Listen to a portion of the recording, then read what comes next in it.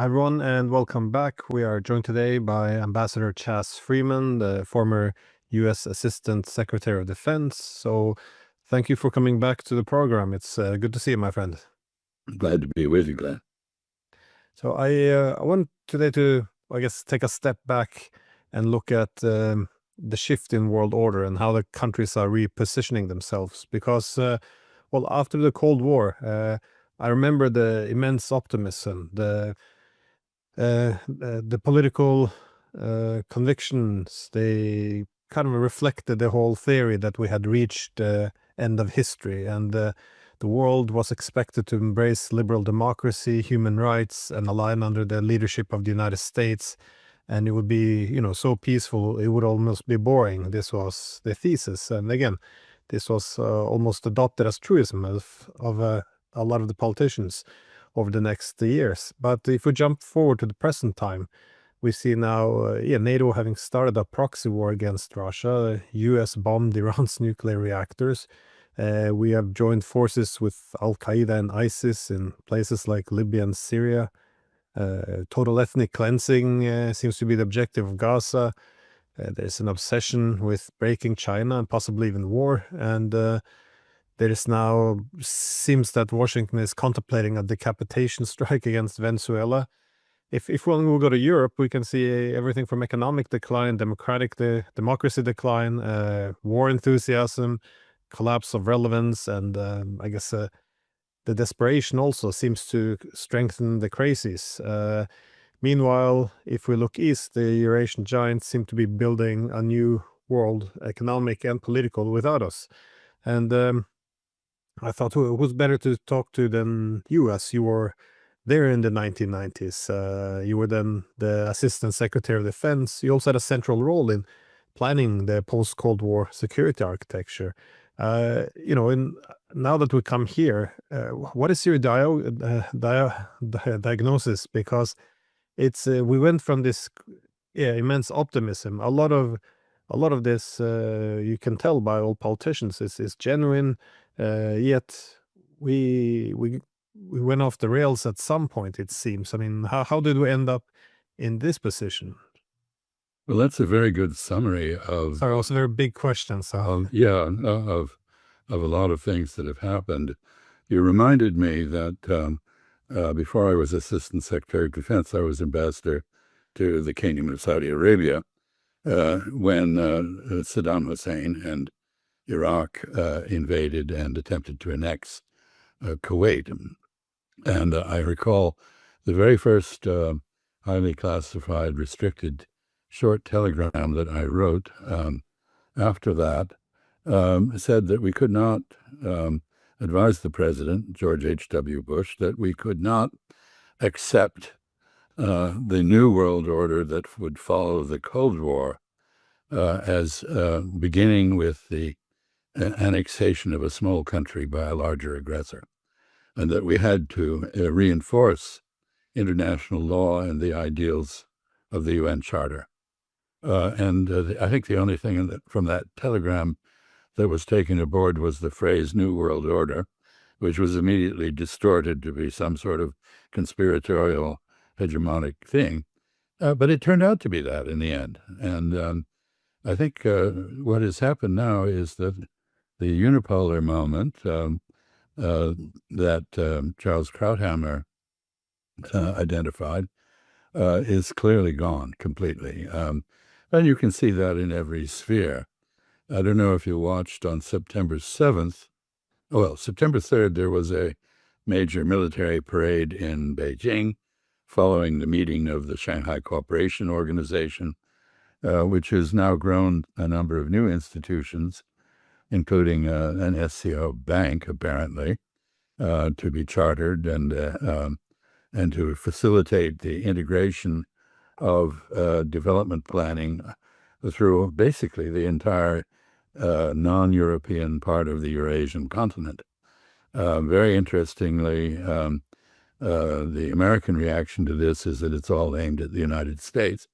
I don't think it was. I think it's aimed at doing what the Belt and Road Initiative has been aimed at doing, namely integrating Eurasia in the expectation that if that common space is interconnected in the correct way, China, which is the main sponsor of the Belt and Road Initiative, will naturally, as a result of its size and dynamism, emerge as the leader in Eurasia. From a strategic point of view, talking about geostrategic considerations, the great fear of American strategists always has been that Eurasia will come under hegemonic control and threaten the United States. This is not hegemonic control by China or Russia or India or Iran or any of the other, or Pakistan or any of the other participants in the Shanghai Cooperation Organization. But it is a step toward merger of the BRICS grouping, which includes Brazil and other countries that are not on the Eurasian landmass.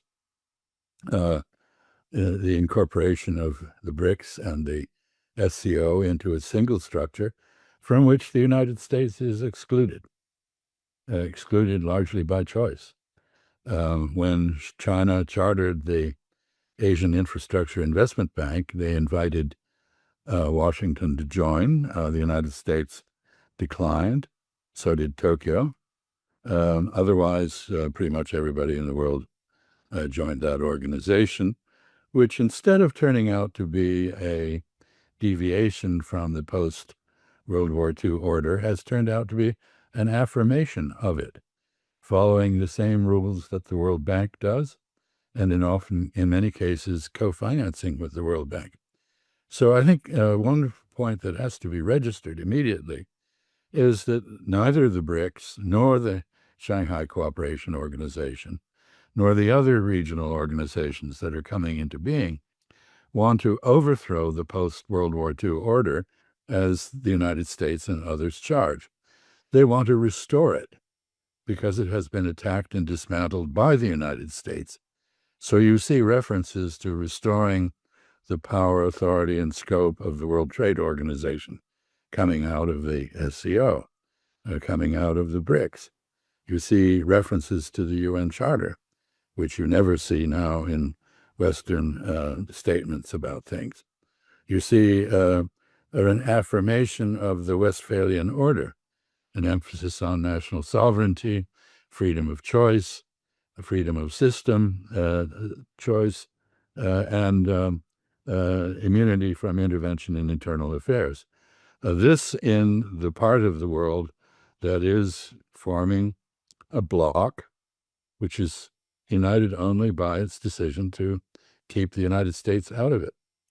We've just had an illustration of what is going on in the part of the world that the United States continues to exercise free reign in, with the Israeli violation of Qatari sovereignty, a sneak attack on a residential compound in Doha, the capital of Qatar, probably involving the violation of Jordanian, Saudi, and Iraqi airspace by 10 stealth Israeli fighter jets and bombers, F-35s of one variety or another. And we see the world condemning this on two grounds. One, that assassination is an improper, illegal, unseemly, inhumane, and ineffectual means of conducting foreign policy. That is something the entire world, other than Donald Trump, agree on. He did not condemn the assassination of, as it turned out, the wrong people in Doha. He clearly, having snuffed out General Soleimani in his first term, has no objection to transnational assassination. And Israel is the heir to the Hashashin, that is the Ismaili terrorists who came into being at the end of the 11th century and who terrorized the Middle East for 2 centuries before they abandoned that tradition.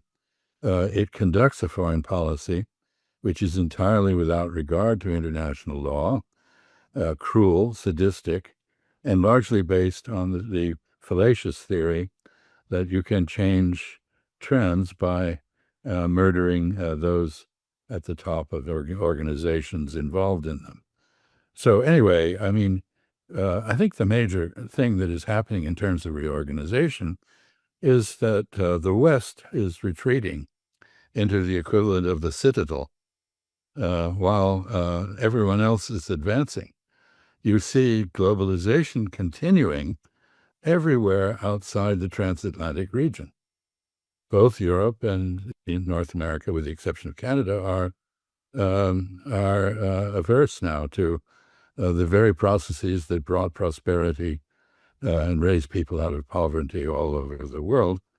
But it's going on everywhere else. We've just seen, for example, a Chinese ASEAN Free Trade Agreement amendment, which will greatly strengthen Chinese ASEAN trade relations and investment relations. ASEAN is already China's largest trading partner. That is the Association of Southeast Asian Nations, which is about to be joined by Timor-Leste. So we're seeing regional agglomerations arise, which in one sphere or another are quite powerful, and which have in common only one thing, that is the United States is absent. So much for the unipolar moment. Well, I started to say, if you watch that parade on September 3rd in Beijing, you will have been greatly impressed by the fact that China now has the ability to defend itself. And that parade was intended to demonstrate that. We're here, don't mess with us. 4 days later, September 7th, was Brazil Day, which is the national holiday of Brazil. There was a military parade in Brazil, very colorful, very impressive. But what was more impressive was the huge number of people who attended that parade who wore hats affirming Brazilian sovereignty against the United States. Why?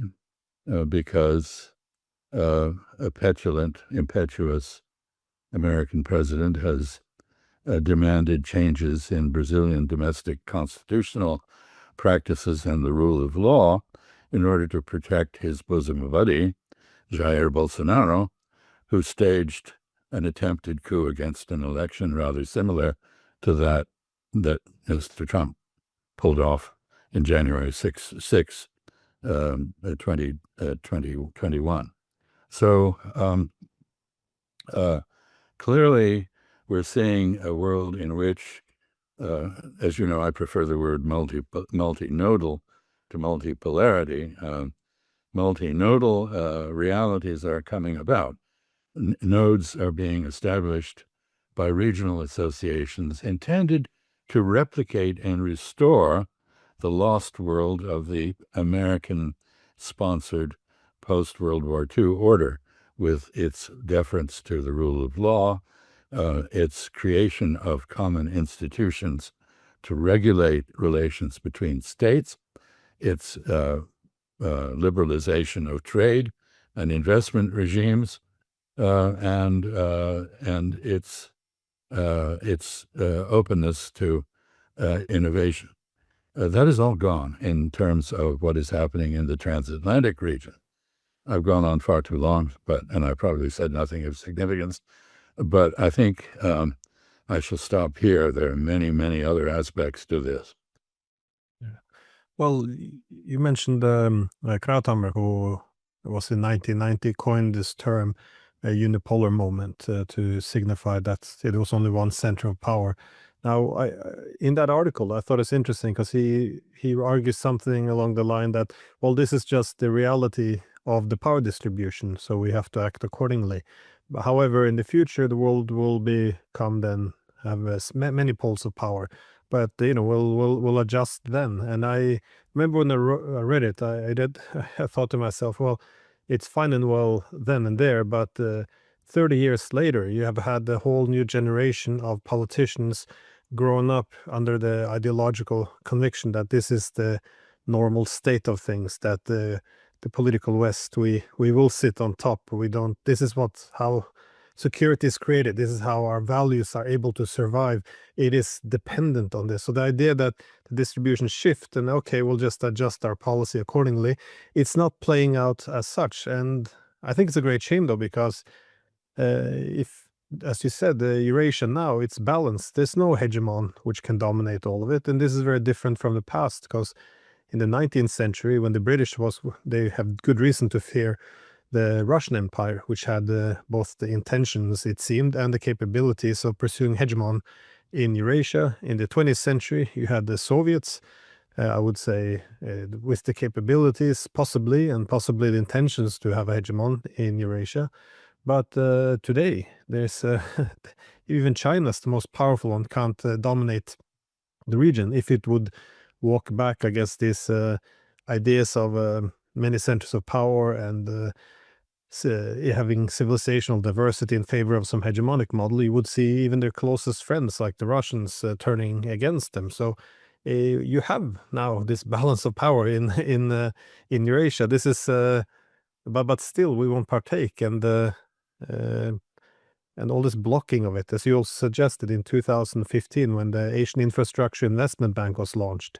Madeleine Albright made this comment that we were trying to isolate it, but we ended up isolating ourselves. This was the lesson, and it would have been an important lesson if we had learned it, I guess, but we seem to remaking that same lesson. I did want to ask, though, about what do you see happening with the US-European partnership? Because for the Americans, even when they wanted to avoid European affairs and didn't care too much about the European imperialists, they still recognized that the world was Eurocentric. And of course, after World War II, the Americans became effectively a European power by being the leading force on the continent. But with this new world emerging, what do you see happening with this transatlantic partnership? Because this is something that the Europeans don't have the political imagination to imagine any change at all. So what do you expect happening here? Well, that's quite a lot of questions. Let me start with the I'll start this issue of Europe, which, because some of the indicators of what is going to happen will occur, I believe, in the context of Article 4, North Atlantic Treaty Organization consultations, following the Russian violation of Polish airspace with drones, 4 of which apparently were shot down quite deep into Polish territory. I don't think this was, as the Secretary General of NATO appears to believe, a deliberate Russian effort to test NATO's resolve. I'm sure there's another explanation. I know that Moscow has quite predictably denied that that was the case. But the question of Article 4, which is the mechanism for NATO consultations in response to the belief of a member state that its security, territorial integrity, or independence are threatened, will tell us a lot about how the transatlantic relationship now works. There's still an American general at Mons. The United States remains the dominant power in Brussels and within NATO. Europeans, however, seem less and less united, less and less capable of mustering responses to events. I mean, we see situations like the overthrow of, I think, the 5th prime ministership under Macron in France, and a movement called Bloquons tout.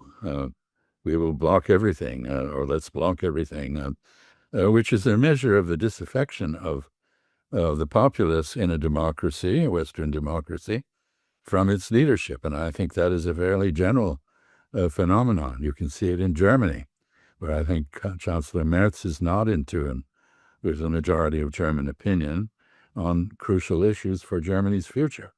The one country, oddly enough, that seems within the traditional Western European cluster to be not so troubled by this is Italy, under Meloni, who is an avowed fascist, but quite a gentle fascist, evidently. So I think the relationship between the United States and Europe is one that's evolving. Mr. Trump, in his first term, attempted to withdraw a lot of forces from Europe. He wasn't successful because the establishment, the so-called deep state, opposed him. I think it's very likely he will do so now. And in fact, there are indications of that. And if you read the draft national security strategy that Elbridge Colby and others have concocted, you see a retreat by the United States to the Western Hemisphere, where we apparently propose to exercise a much more forceful late 19th century, early 20th century's form of hegemony. We also seem to be free within this sphere in our own minds to commit murder on the high seas, to snuff out people whom we've never identified, but we claim are engaged in a criminal act. Rather than boarding the speedboat, we bombed it and destroyed it. So we'll never know who they were, or whether they had any contraband aboard or not. This is another set of changes. But you raised quite a range of issues. Let me go back to the meeting of the Shanghai Cooperation Organization. There are 4 great power centers on the Eurasian landmass, considering Europe and India as extensions of Eurasia, the peninsulas. 3 of them were present in Tianjin. One was absent, and that was Europe. Europe is increasingly estranged from the United States. The United States is shutting itself off as a market for everyone, practicing protectionism, behaving erratically and unpredictably in ways that make effective intercourse with the United States very difficult. Just ask Hyundai or South Korea about the incredible immigration enforcement raid on their largest investment in the United States, $7.2 billion project in Georgia to produce batteries and electric vehicles. That project has been suspended now, and I don't know what the future will be.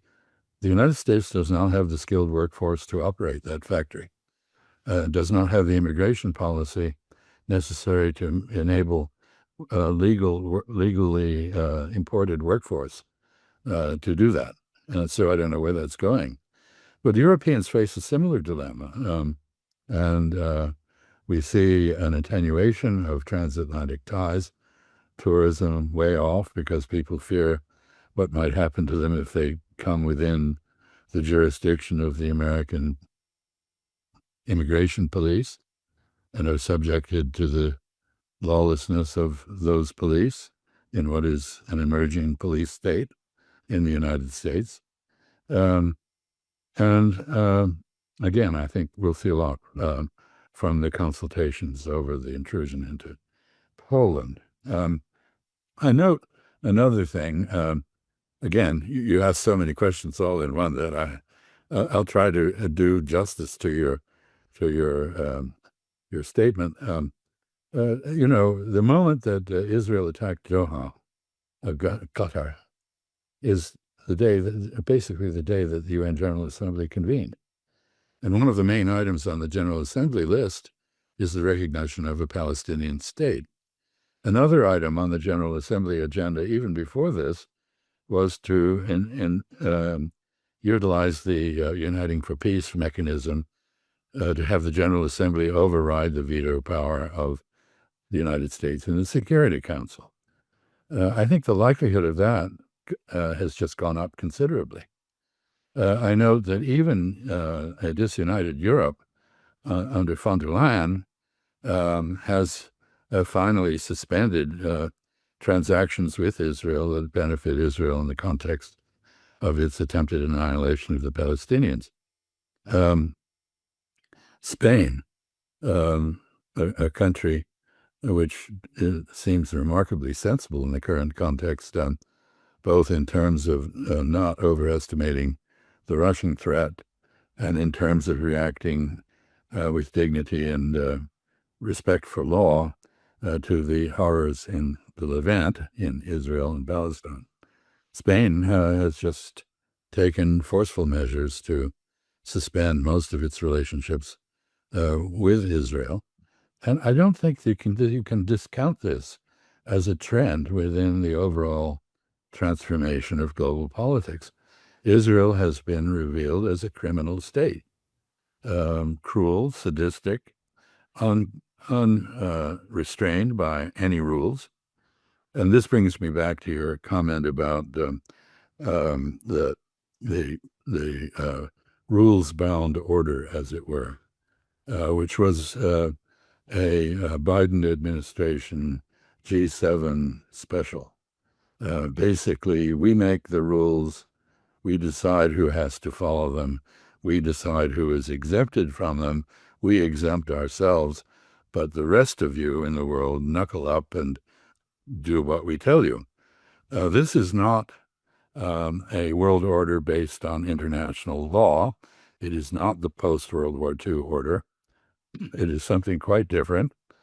It resembles a tyranny rather than the relative democracy of politics in an earlier era. And against all of this, we see, as I said, various regional coalitions coming together. In Europe, we have the coalition of the deluded, which is dealing with Ukraine. In Tianjin, we saw the coalition of the defiant and the defensive, who will not subject themselves, not accept intrusions into their sovereignty. There's, of course, a little backpedaling. Nobody wants to take risks. So we see the Indians, who have never never taken the bait the United States has offered them over decades to become aligned against the Soviet Union or Russia or China. We've seen them backpedal a little bit because their basic policy of non-alignment requires at least a moderately good relationship with the United States. So they're hoping for a reprieve from the current antagonism. Lots of things are in motion. Where they all end in terms of detail is very hard to say. But I suspect if you look 30 years from now, since you raised the question of Francis Fukuyama's delusion about the end of history, if history does in fact continue for another 30 years, we don't blow ourselves up or cook ourselves to death in a climate crisis, then I think what we will see is a number of regional associations cooperating in something rather like the post-World War II order, but excluding the United States from this. And there may be a few countries associated with the United States, but I could not instantly name which will want to be, given the behavior of the Trump administration at present, which is bullying, extortionate, and unpredictable and unreliable. So it is said, and I finish on this, that Qatar is a great ally of the United States. Of course, that is a misnomer. It's not an ally. It has no commitment to the United States. But it is a partner of the United States, the largest air base the United States has in the Middle East, was apparently unable to detect and defend against an Israeli attack. Perhaps it had been advised in advance to ignore the evidence, because there's a lot of evidence that the Trump administration, despite its denials, knew about this in advance. And so if you're a Qatar and you, like India, follow a policy of non-alignment or multiple alignments, as a balancing act, what do you do? Can you trust the United States to defend you? Obviously not. Will the $42 billion American deal to put defensive equipment, air defense equipment and the like, into Qatar be replaced by a Chinese contract? I mean, if you wanted to set up a situation where Qatar and China had every reason to cooperate, you just did it. Because the Chinese believe strongly in sovereignty. They have issued the strongest statement they've ever issued in condemnation of Israeli violations of sovereignty. They, like the countries of the Middle East, are not prepared to accept Israeli domination from the air, an aviation hegemony, if you will. Israel is preparing to attack Iran again. The last time it did that, it resulted in an Iranian strike on Al Udeid Air Base, the American-operated Qatari air base. So I think the other point is that the states of the region, including the United Arab Emirates, which participated in the so-called Abraham Accords, have also strongly condemned Israel, as has Saudi Arabia, and they are coalescing into an anti-Israeli coalition. For the first time, they seem openly to be doing that. Earlier, I speculated that, in fact, this was a major driver of the rapprochement between Iran and these countries, the Arab countries of the Gulf. I think that's been given further impetus despite the threat to Iran. And so game-changing events are occurring, not just in West Asia, not just in Eastern Europe, but across the entire Eurasian landmass, in South America, in the Caribbean basin, where the United States threatens regime change and invasion of Venezuela, and in Africa, which is undergoing multiple changes, some of them quite horrifying, others affirmative. So the world is in flux in a way that we don't seem to be able to deal with. And I would just say, for a country like Israel, which has hitched its wagon entirely to the United States, this must be very unnerving, because if the United States can't protect Qatar, it also can't protect Israel, as it demonstrated during the Iranian response to the Israeli surprise attack in June.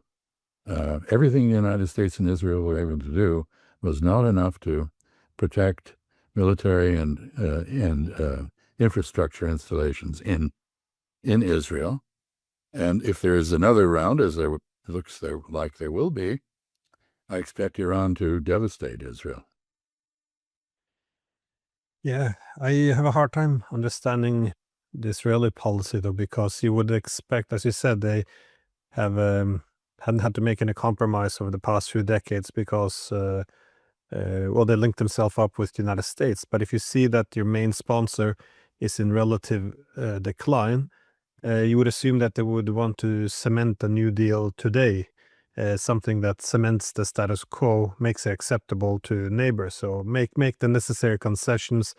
But instead, it's the opposite. It's throwing all the chess pieces in the air and hope that it lands somewhere favorable. Well, it's worse than that, actually, Glenn, because UN General Assembly is coming up. I think there's a fair chance that Israel's membership will be suspended, as the South African membership was when the world finally woke up to the horrors of apartheid.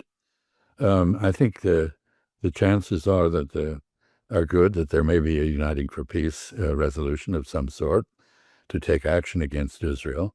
I doubt there will be military intervention, which is the only practical answer to Israeli aggression.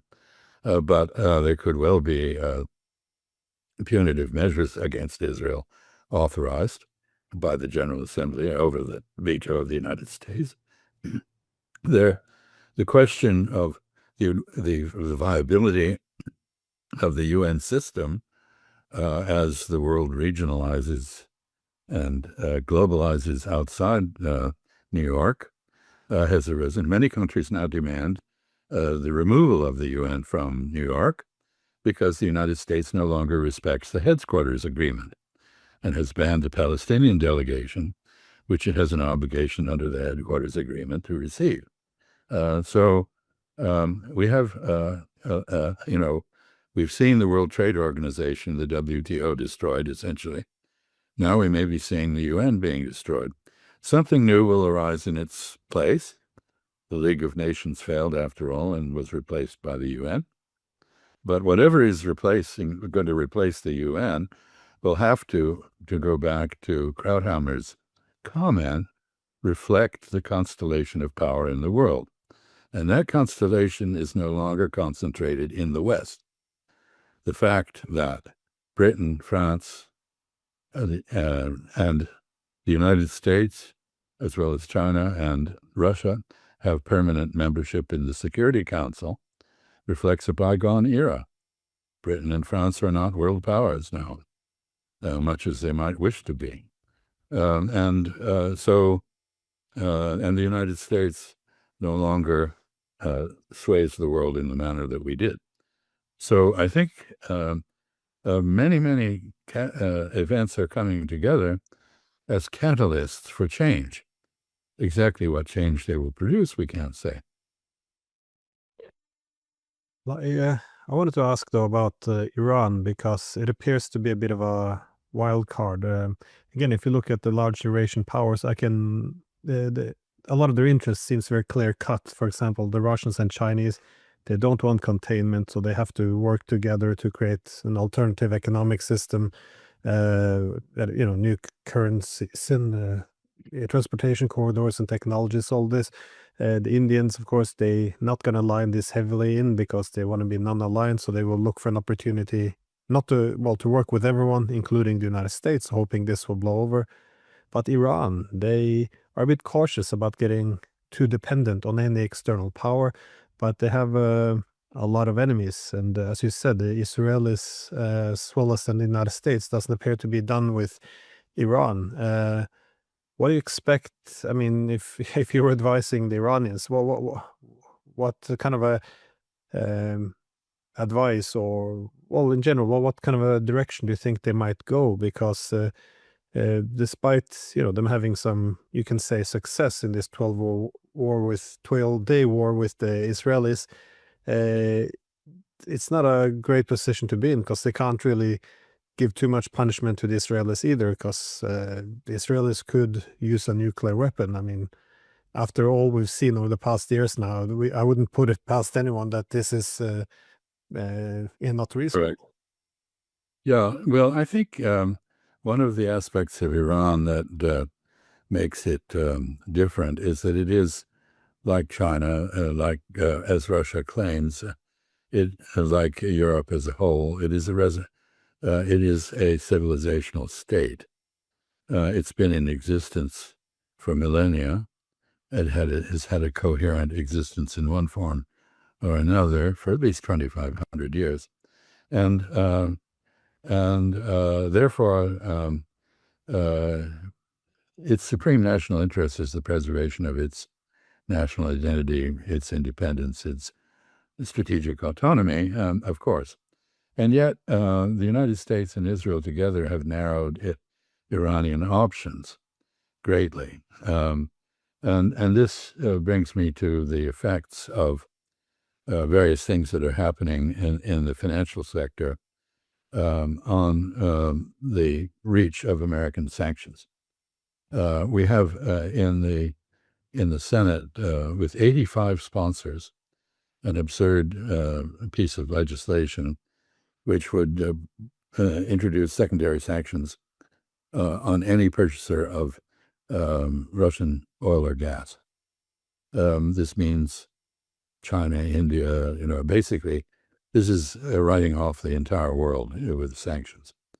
It's not viable. It would fail. It would cause the global economy to suffer apoplexy and die.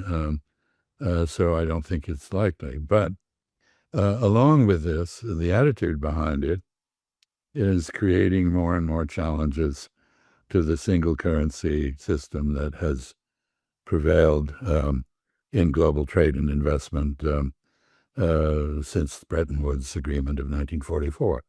The dollar supremacy is being rapidly eroded. And you see the beginnings of this. For example, the decision of various Russian corporate entities to issue panda bonds, meaning bonds denominated in the Chinese renminbi yuan currency. You see this in swap arrangements between more and more countries and the Chinese yuan.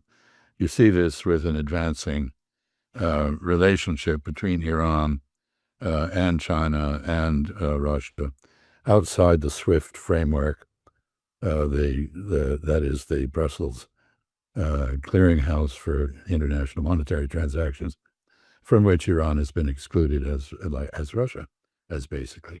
So an alternative currency universe is being brought into being.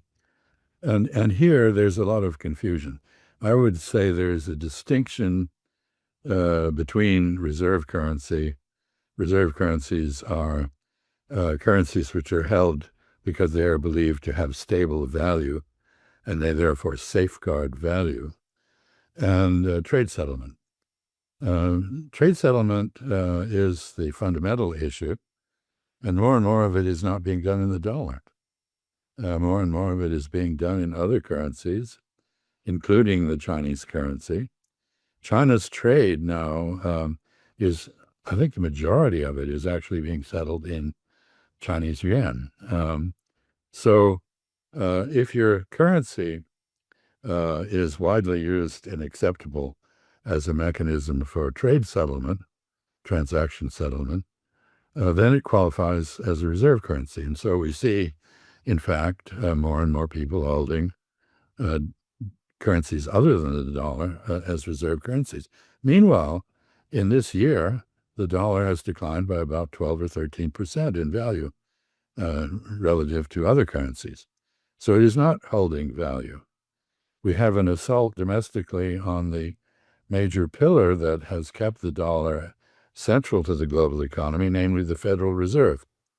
The president is trying to take down the Federal Reserve and impose a political agenda on it. We have a situation, we are beginning to enter a period in which the effects of tariffs are being felt, and there's massive inflation in prospect, even as the economy goes into recession.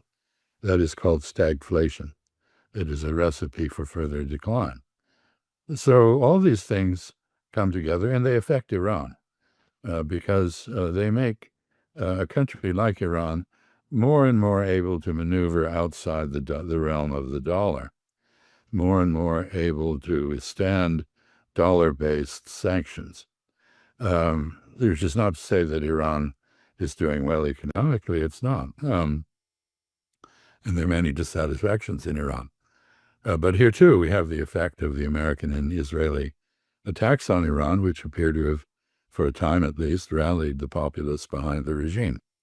Or maybe they don't like the regime, but they're rallied behind their leaders within that regime. So I don't know where Iran is going. I think it is almost certain that the Israelis will not tolerate a strategically autonomous Iran. They will continue to try to bring it down. Every time we've seen a common pattern, it was just replicated in Qatar. That is the Israeli belief that if you wipe out the leadership, you change the equation. Now, this is what they did with Nasrallah in Lebanon. It's what they did with Sinwar in Gaza. It's what they tried to do in Iran with the assassination of the Ayatollah and Pezeshkian, the prime minister, the president, sorry. It's what they tried to do with Hamas. It doesn't work, and yet they meet the Einstein definition of insanity by doing it again and again and expecting different results. So if they will attack Iran, Iran, I think, is far better prepared to respond than Israel is to launch an attack. But the Israelis are very clever, and they will do something unexpected, and who knows what will happen. I would like to ask more about Europe, the coalition of the deluded, but I think we run out of time, so we're going to have to do that next time. So, So the coalition of the deluded will not disband in the near future. oh, on that note, thank you for your time. Very much appreciate it. Thank you, Glenn.